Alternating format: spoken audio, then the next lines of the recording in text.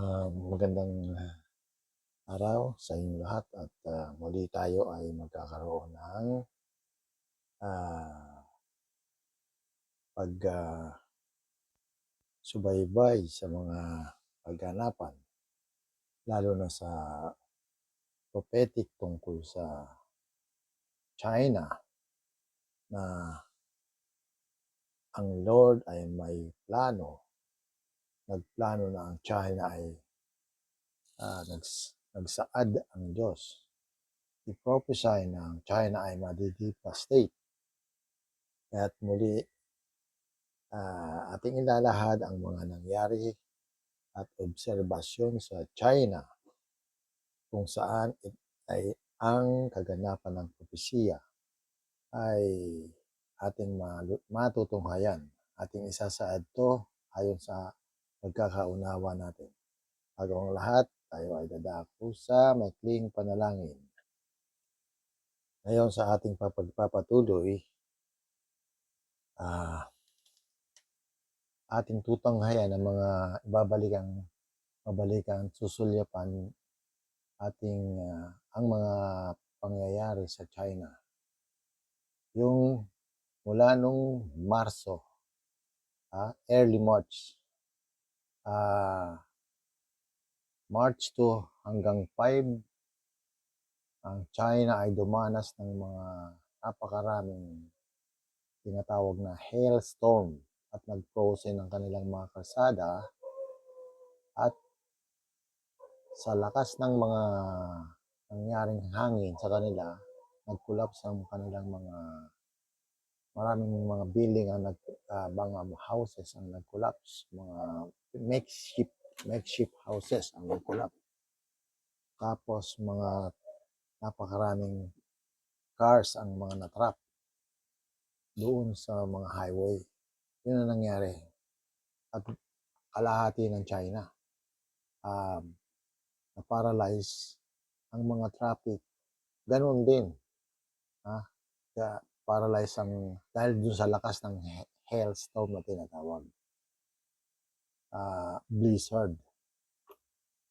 So, yun ang mga apocalyptic na sinabi ng Lord na madedevastate ang China.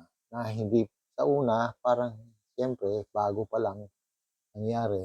At itong prophecy na to, sinabi to last year pa, na ang China madedevastate.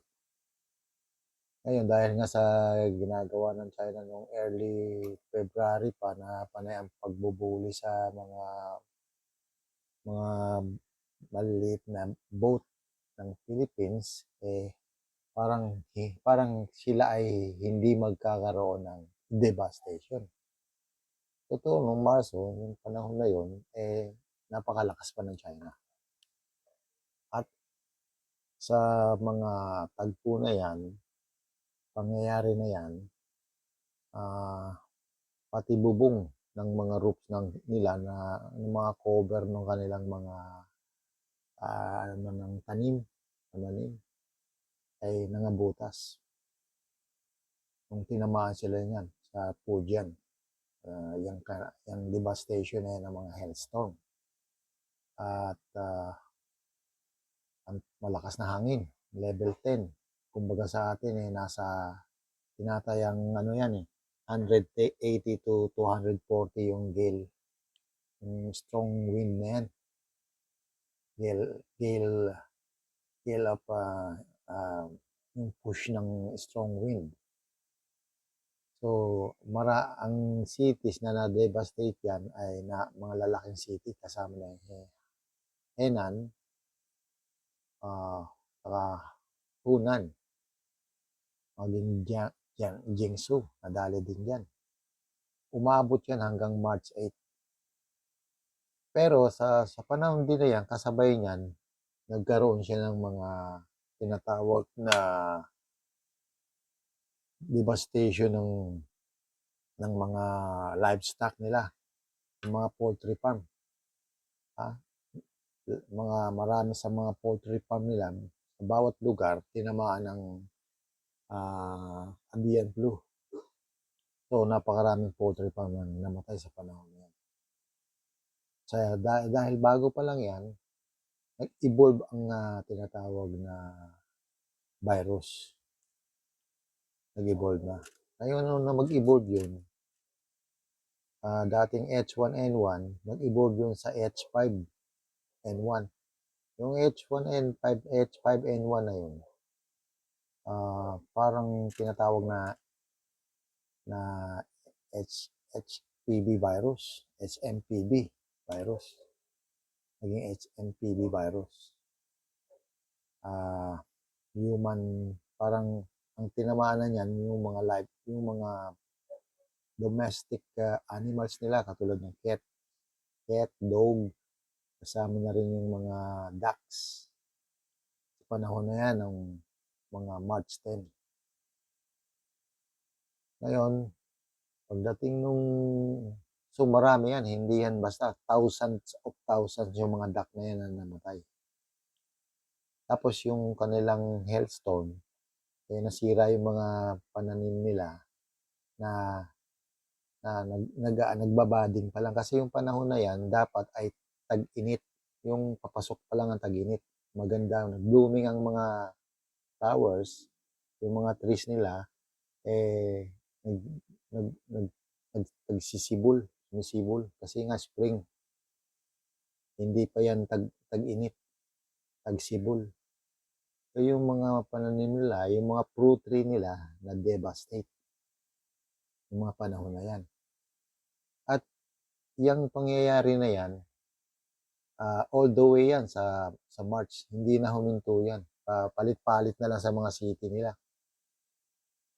So, sa madaling sabi, malaking devastation yan na hindi sinasabi nung panahon na yan.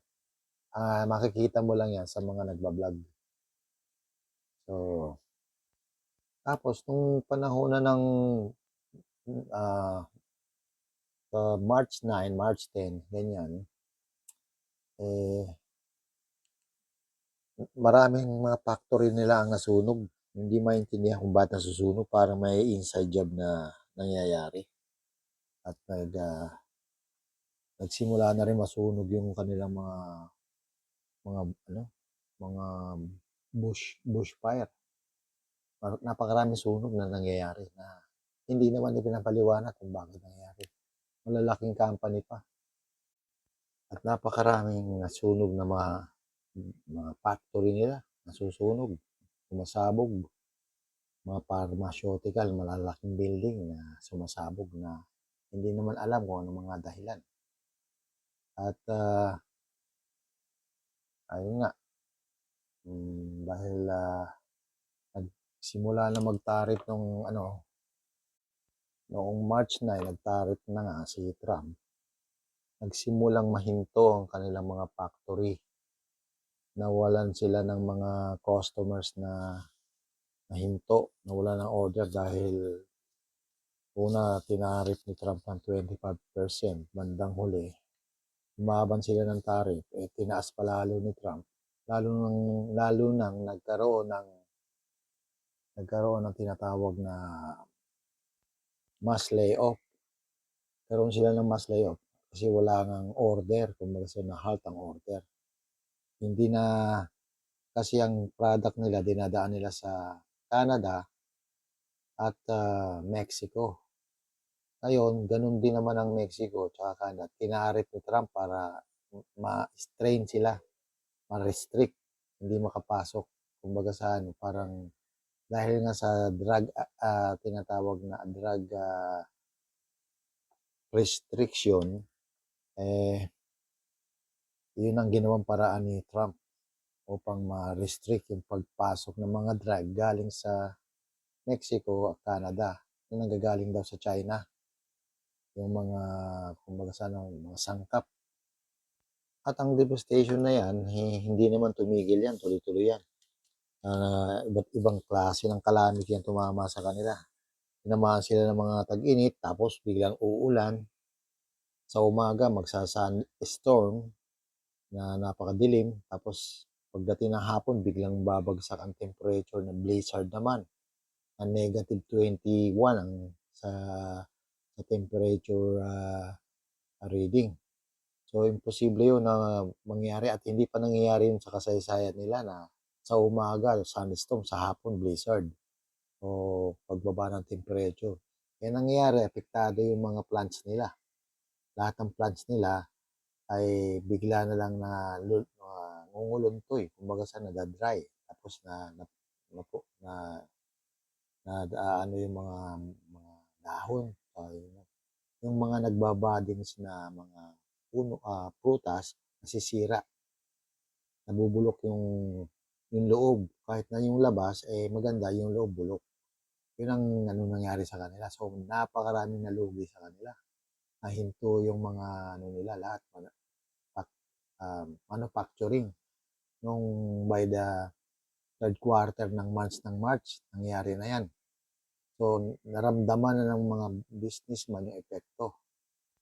Tapos yung mga pera nila sa bangko na gusto na lang withdrawin, hindi nila ma-withdraw kasi pala yung bangko ini-invest sa iba pang business. Ngayon nalulugi kaya yung bangko wala nang maibigay na pera dun sa mga may account, may mga tinatawag na may account sa bangko kaya kumbaga sa ano nag-iiyakan ng tao kasi ubos ang pera nila. Ngayon dahil nga sinasabi ng Lord na i-devastate niya ang China and then magkakaroon yun ng chain effect, yung devastation na yun. Kaya nung mga nasa ano na, early March na, yun nga, nangasunog na sila. Tapos matake na yung mga dry spell. Una, uulan tapos mada-dry spell. Hindi pare-parehas ang ano nila, yung tinatawag klima nila, hindi pare-pareho. Ngayon, dahil nga may sinasabi na ang devastation ng China parang one block into another, parang domino effect. Yung tinatawag na ripple effect. Yun na nga, nagkaroon na rin ng lindol dyan sa tabi nila, yung mga katabing bansa nila. Katulad ng Vietnam, katulad ng Myanmar, tsaka Thailand. So yung mga nag-ibang building dyan sa Vietnam, eh mga ano yan, yung pinapakita ng mga building na nagko-collapse, yung bagong gawa, investment ng mga Chinese yan sa Taiwan. Sa kanilang mga investment yan. At saka yung mga city na nag-collapse sa mga central business district, mga Chinese ang nadali doon sa mga building na yun. Kaya sa madaling sabi, yung parusa ng Lord sa mga Chinese, sa mga communist, eh kahit saang lugar, kasi magra-ripple effect nga. Katunayan nga eh, yung mga business pa nila sa ibang lugar, katulad ng sa Africa, kahit na yung sa Pakistan na business sila, eh, kumbaga sa ano, apektado ng destruction, yung mga minahan nila. Sa Amerika naman, ang nangyari sa Amerika, yung mga business nila doon, na-sequester yung mga lupa nila doon, makasakahan ng Chinese. 24 billion worth of land ang kinuha ng Missouri dahil nagkaso ang Missouri na sila ay nagdala ng tinatawag na pandemic at napakaraming mga apektado na hanggang ngayon sa mga Americans na nagki-claim sa China. Kaya yung kanilang lupa na worth of 24 billion na pag-aari ng mga Chinese doon, sinequester ng Amerika sa pangunguna ng Missouri. So, yun ang effect sa kanila noon. So, kung titignan mo nyo, papanoodin ninyo yung mga vlog ng China,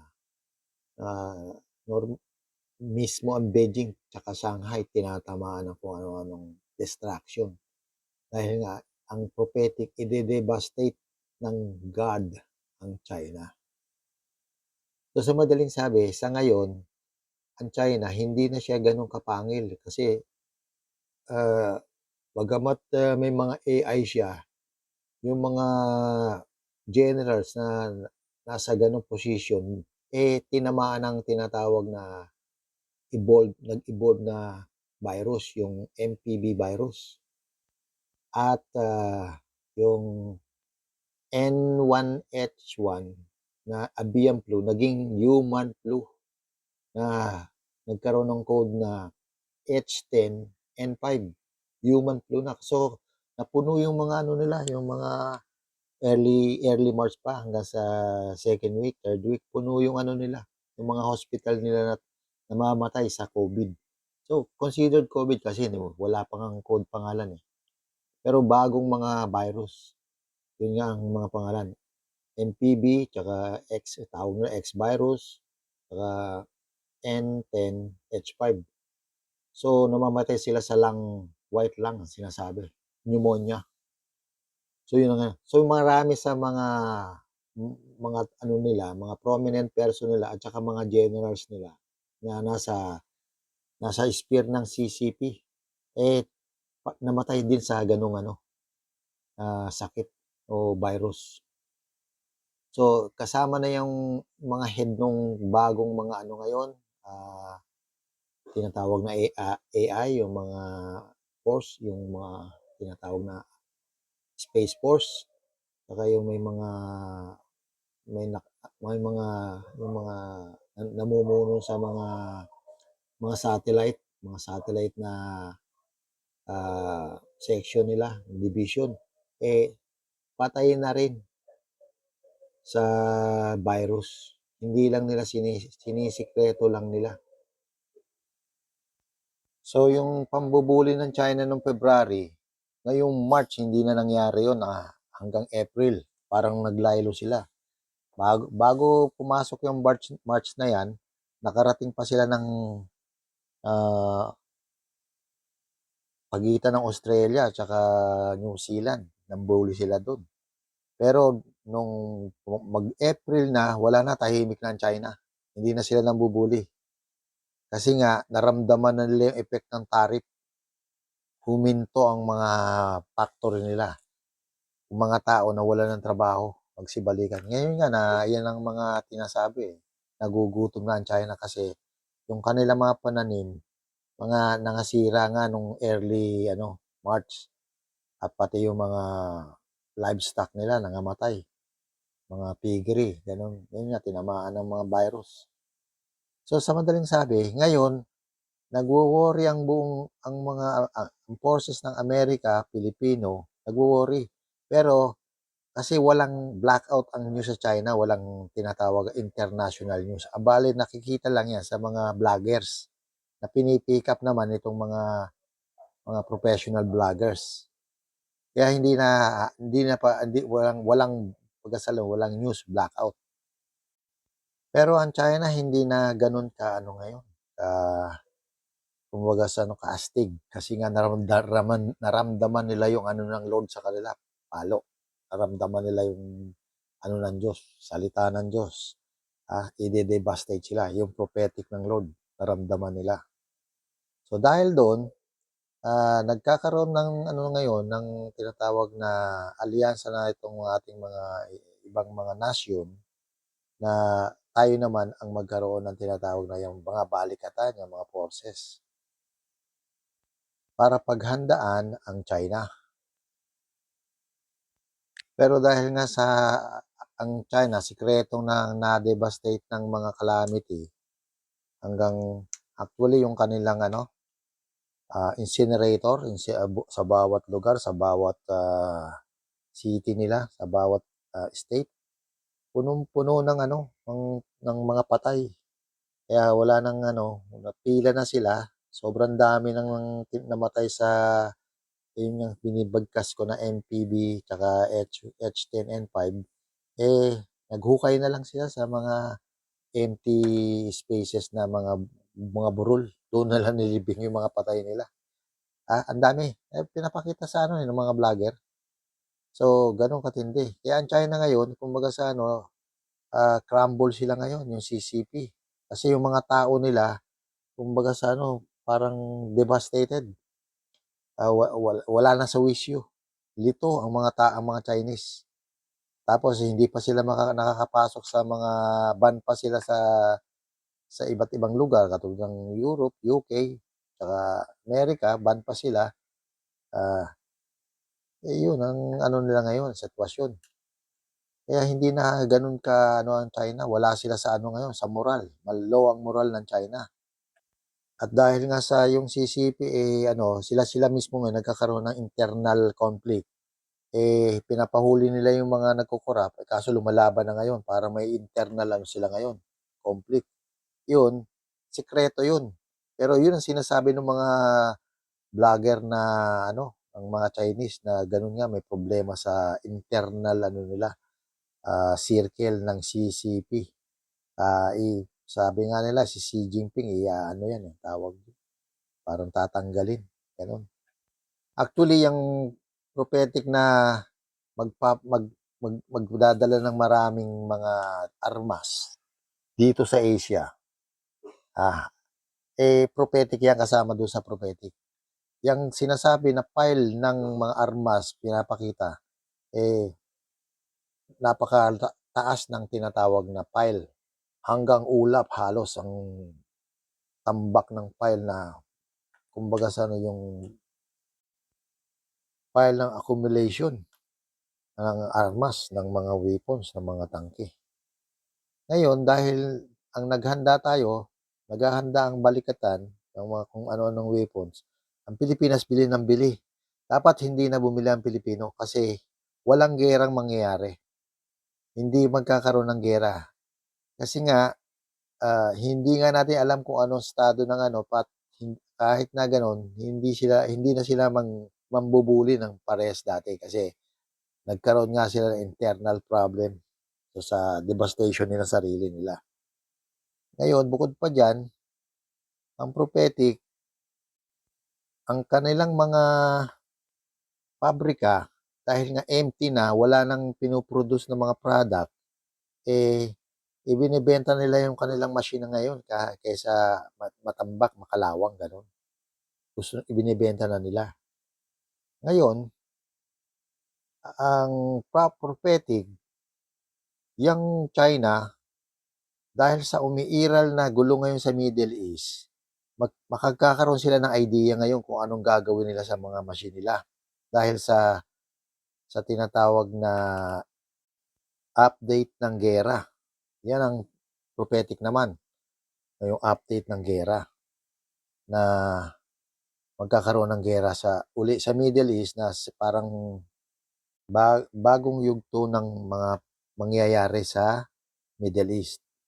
Ang prophetic, yung Turkey at saka yung Iran, magsusuplayan dyan sa mga ng weapons. Yan magsusulsul. Magsusupply sila ng weapons sa mga Arab yan, yung mga tinatawag na Iraqis at saka Syrian. Yan dalawang yan. Bukod pa sa Houthis. Ngayon, yan ang magiging Hamas ngayon. Naka-camouflage sila sa Hamas. Ngayon, yung prophetic na to, ito ang recent na prophetic. Bali, aatake sila sa Israel. Gagapangin nila yan. Galing dyan sa Syria. Kasi alam mo naman ng Turkey, gustong kunin ng Syria. Kaya susulsulan nila yung mga Syrians na yan. Kaya mapapalaban uli ang Israel. Akala nila Gazans lang ang kalaban nila, yung tinatawag na Hamas. Pero hindi na Hamas yan. So 30,000 ang nakaambang pumasok sa kanila ngayon. Ang may sabi pa, nagtip pa ang hari ng Saudi na si MBS.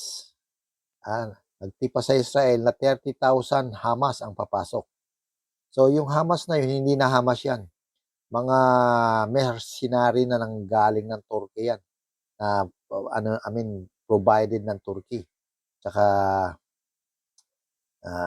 ng Iran. Yan, yung mga dyan, nasa dyan, mga Assyria. Nandiyan dyan sa banda ng Iraq na yan, sa may Tigris, yan, mga ano na yan Iranian, na mga, kumbaga sa parang mga tribu-tribu yan na pinoprovide ng Iranian. So, yan ang event ngayon na mangyayari. Panibagong, yugto na naman ng gera yan na mangyayari ngayon sa Middle East. Ngayon, dahil gera yan, so may epekto na naman yan sa ekonomiya. Hindi pa nga natatapos yun sa Russia, 'di ba? Ngayon yung sa Russia dahil sa tinatawag na nag-test ng bomb ang China ngayon lang Lunes ng H-bomb, hydrogen, parang nakakuha ng atensyon. Silent ano, hindi sila nagyayabang kasi nga ano sila, under ano sila, parang pressure sila ngayon, may gulo sila sa loob nila at saka devastated na sila sa ekonomiya. So, yun ang pinaka parang relief nila ngayon, nag-test sila ng hydrogen bomb, 2 kilo lang yun, imagine mo. Pero grabe ang ano, ang epekto. So ngayon, may possibility na yang hydrogen bomb na yan, magamit ng Russia yan. So delikado ang Ukraine 'pag hindi pa sila tumigil kasi baka mapunta sa kamay ni ano yan, ng Russia para mawala sa kanya, mawala sa atensyon sa China, baka i-hand over niya sa ano yan, sa Russia, eh, ano ang epekto niyan, pati yang ano, Ukraine baka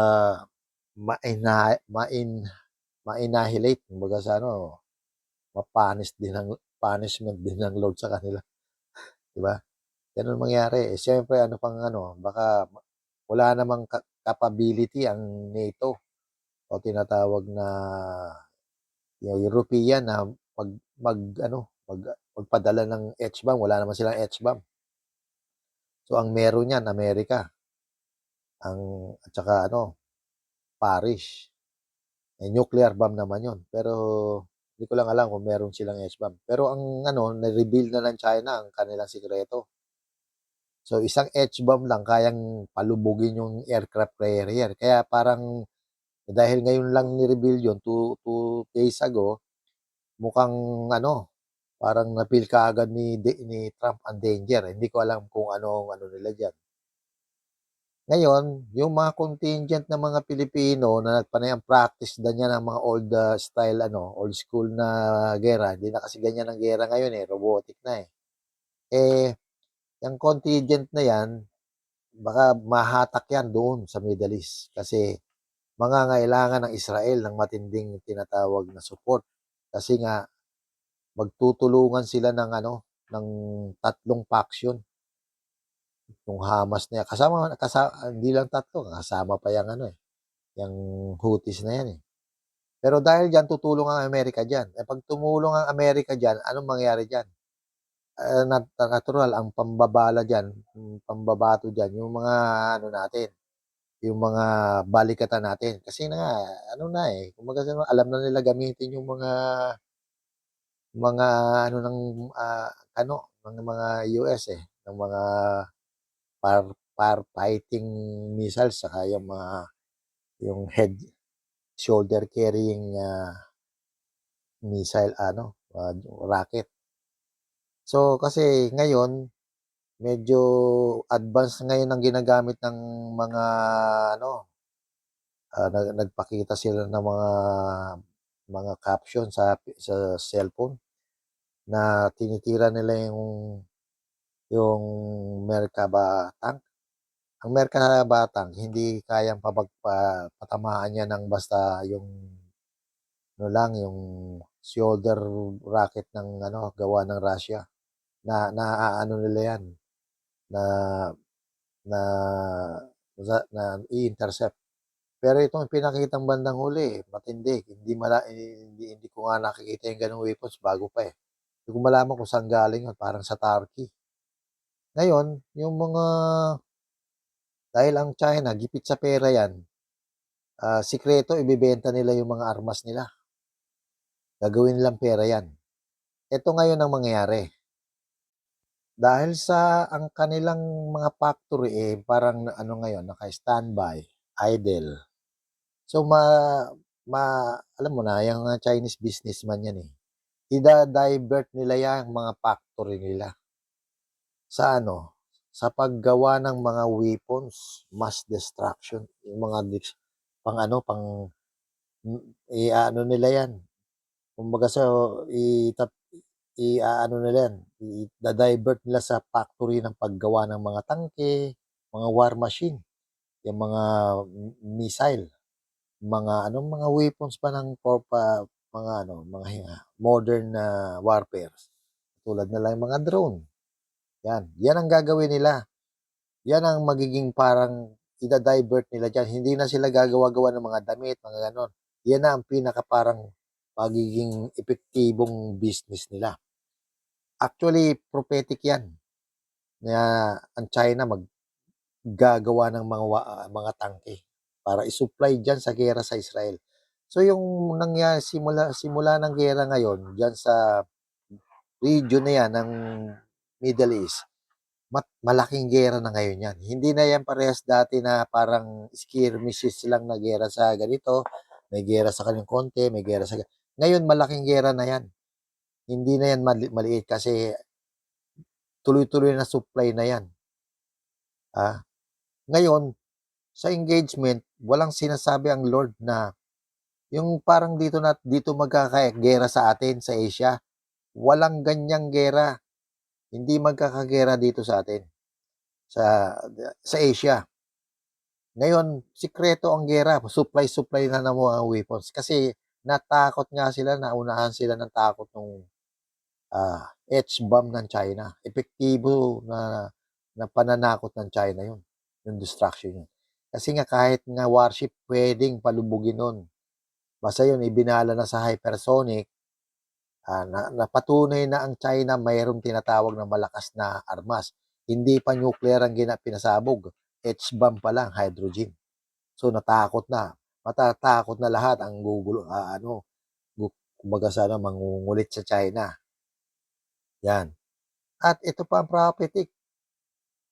Dahil ganun nga ang nangyari na nakita ng mga bansa, katulad na halimbawa yung Taiwan. Nakita nila talaga ang kumbaga angas ng China, hindi na magdadalawang isip yan na sumama sa China. So sa next year, sasama yan sa China. Hindi lang malaman kung kailan, anong buwan, basta sasama yan sa China. Yun ang mangyayari. Kasi nga ang China, kulang na kumbaga sa sa tindi ng business ng China. Alam mo yung Taiwan, businessman kasi yan, mga businessman yan. So, sa madaling sabi, hindi na sila magkakaroon ng problema. Iiwas na sila problema. Magtatandem na sa manufacturing. So, parehong makikinabang yan sa manufacturing. Yan, sa man yan, sa larangan ng electronics, yung mga high-tech, o mga mechanical structure, basta puro pang gera ang gagawin ng China na yan. Meron siyempre, hindi rin mawawala yung mga manufacturing ng mga machines sa halimbawa, mga paggawa ng bakal o torno, ganyan. Siyempre, kasama yan sa tools yan para makagawa ka ng mga machine panggera. So, patuloy silang gagawa niyan. Basta na related sa paggawa ng gera. So, sa madaling sabi, ang China hindi totally babagsak yan. At hindi basta matatakot yan. Basta yan, sa next year, 2026, magre-reunite yan. Bali, makikinabang pa ang Taiwan sa China. Makikinabang. Siguro yung kanilang core, yung tinatawag na CCP inner circle, magkakaroon ng pagbabago, kaya magkakaroon sila ng peace. Ngayon, ang Pilipinas, kailangan naman sumabay na tayo sa manufacturing. Yun ang yan. Kasi, otherwise, sa bagay, ang Amerika, balak mag-drilling talaga dyan sa West Philippine Sea. Hindi na makikigulo ang ang China sa mga mga bagong mga panahon na darating, kasi nga sila kumbaga na-devastate sila, nabawasan talaga sila ng Pero marami silang tinatawag na gold reserve. Hindi na dapat maglala ang mga Pilipino kasi walang prophetic na magigera sa Asia. Tayo. Actually, ang Malaysia hindi makakatulong yan sa walang diyan, tutulong diyan mga yung Indonesia, Malaysia, wala. Kasi tatamaan yan ng ng tsunami, magkakaroon ng lindol diyan sa may parte ng Malaysia. Hindi ko lang alam kung saang banda, basta Malaysia. Magkakaroon ng lindol diyan, tsunami. Kaya mabibisi ang Asia sa pag-ano diyan. Samantalang ang Middle East, maraming mamamatay kasi nga hindi nagagamit ang Israel ng mga conventional weapons yan. Puro mass destruction na kasi matindi na yung kalaban eh. Talagang kahit ang Merkaba hindi na kayang intercept yung mga ibabanat sa kanilang mga handheld na mga weapons na kasi kaya malay siguro kasi nakita ko yung Merkaba kayang pigilin yung unang tira, yung mga parang bazooka style na gawa ng RPG pala. Pero 'pag dalawa nagsabay hindi nila kaya. So, dahil sa supply ngayon ng dalawang malalaking bansa na 'yan, Turkey na 'yan tsaka Iran, na magfi-finance naman ang mga Arab diyan. Alam mo 'yan naman ang ano ng Arabs, yung mga Saudi na 'yan, mga Yemeni, mga Abu Dhabi, yung mga ano pa ba yung ano diyan, mga Qatar. 'Yan naman ang trabaho niyan, mag-finance, pailalim. Kunyari walang ano sila pero siya ang nagpa-finance kasi kung hindi sila magpa-finance, lagot sila sa mga Iranian. 'Yan, tsaka sa Turkey. Sila naman ang ite-terrorist ng mga 'yan. So, mas malupit 'yan, alam naman nila kasi mga kasama nilang mga Muslim 'yan. So, sa madaling sabi dahil ang Iranian, ah, ano 'yan, dating Persian 'yan, eh. Yung Turkey hindi naman Arabs 'yan, eh. Kaya 'yang ang Turkey gagamit ng mga Arabs 'yan, yang mga ano, yung mga Iraqis, 'yan, mga Arabs, tsaka Syria, 'yan ang gagamitin nila. Kasi nag-install na nga ang Iraqi ng newly formed government sa Syria, yung Al-Ra'a. So, ang nag-install nun ang Turkey. Mga ano yun, mga dating sinasabi nila ISIS. So, talagang ano yun, walang gagawin yun kundi ang motto nun, i-annihilate ang Israel. Yun ang gustong gawin yan eh. So, sa mga Christian, masasabi ko na ano tayo, maging vigilant kasi mag-a-active ang mga Muslim yan. Mag-a-active sila. Kasi nga naka-jihad laban sa Israel. Yung mga yan, pag yung mga Muslim, pag naka-jihad sila laban sa Israel, buong mundo na yan, jihad na sila. So, hindi nila, tayo mga Christians, hindi tayo, parang ano tayo, unaware sa mga nangyayari. Pero actually, apektado tayo dyan kahit sa part ng mundo. Pag nagsimula na yung matinding ano yan, mararamdaman yan sa mga churches, mga individuals, kasi nakajihad sila. Pag namatay sila, punta raw sila sa langit. Yan ang ibig sabihin nun, sa paradise nila. Pero dapat malaman ng mga maganda rin malaman na ang nag-aaway diyan ay Jerusalem o mga Hudyo, mga mga Israeli versus Muslims. Kahit sino ang manalo diyan sa mga 'yan,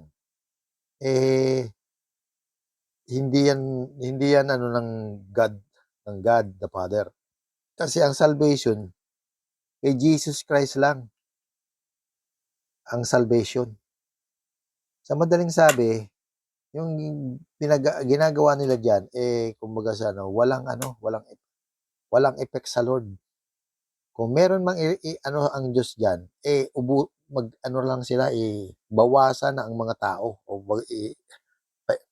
bawasan ng humanity. Lalo kasi wala namang makikitang mahalaga sa Diyos diyan dahil nga puro na walang Christian diyan na naniniwala kay Jesus Christ. Kaya talagang iaano ng Lord 'yan. Maging Hudyo man o mga Muslim, ang salvation kay Jesus Christ. Yung ginagawa nilang paggera-gera para agawin ang Israel, paalisin ang Israel, balik-balik na istorya na yan mula pa nun.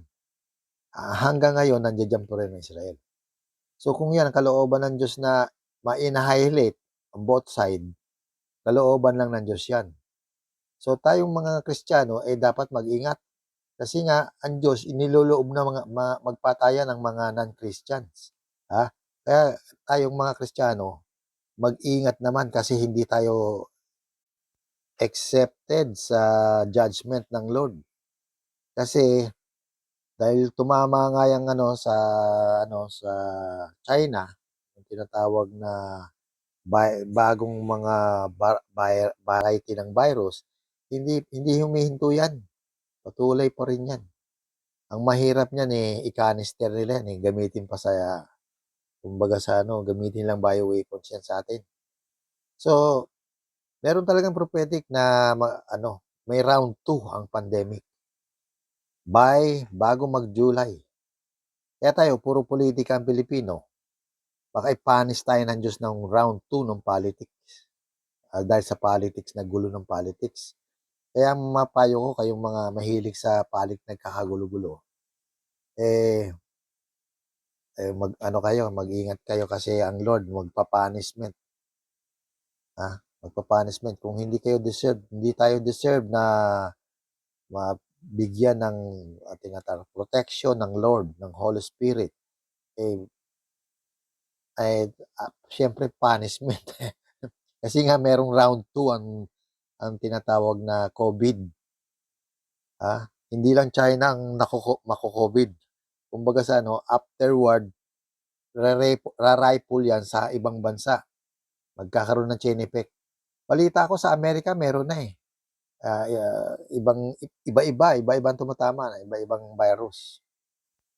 Meron din doon na yung PAX na tinatawag na ba yun? Human PAX. Tsaka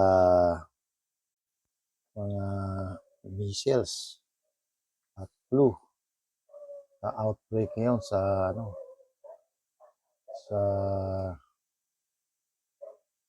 Texas. Meron pa nga sinasabi ang CDC na norovirus outbreak. Nanggaling din to sa Rumagasa din. Nag-devastate din sa China. At ngayon nag-ravage na rin sa US. Yun nga,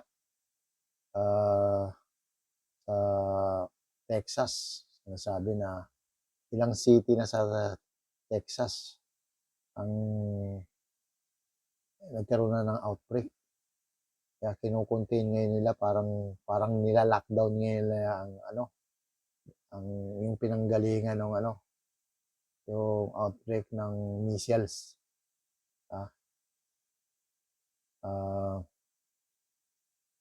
Measles, tapos yun nga yung namatay sa China yung H5N1 pero mas matindi pa yung H10N5 na human virus na tinatawag. Human avian flu na pang-human. Yung baga raw napupuno ng white lungs na sinatawag nila ng Chinese, white lung kasi puno na ng plema. So yun lang ang ating pag-ano ngayon sa ating pagbibigay ng tinatawag na breakdown sa mga prophetic na Lord at ating papasalamatan ng Lord. Maraming salamat po, God, Father, sa iyong kabutihan sa mga Pilipino na tumatangkilik sa iyong pangalan, Panginoong Jesus, that we overcome any disease. We pray in the name of Jesus that we never be contracted by any danger, whatever outbreak that has spread on the world. Protect us, O Lord. Covered us with the precious blood of the Lamb, Jesus Christ, who sacrificed for us for our sin. So, magpatuloy tayo sa ating paglakad sa ating mahal na Panginoon. Maraming salamat sa inyong lahat. Amen.